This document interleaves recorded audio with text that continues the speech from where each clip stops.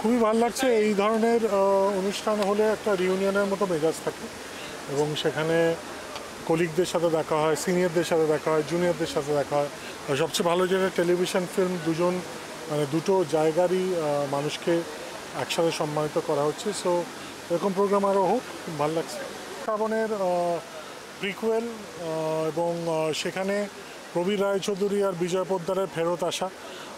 It's a double prequel actually, কারণ star জলসায় সম্প্রসারিতও হবে, টিভি প্রিমিয়ার হবে। অসম্ভব থ্রিলিং। এবছরের সবচেয়ে বড় ব্লকবাস্টার দশম অবতার।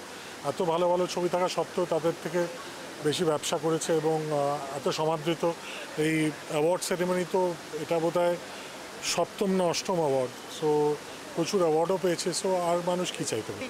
খুব ভালো প্রয়াস। এটা প্রতি বছর এটা যেন চালিয়ে যাওয়া হয়, এটা একটা বছর করে যেন থেমে না যায়। পদাতিক আসছে 15 তারিখ, মৃণাল সেনের শতবর্ষ উপলক্ষে ওনার জীবনী 15ই অগস্ট রিলিজ করছে। তারপর পুজোয় আসছে টেক্কা। Thank you.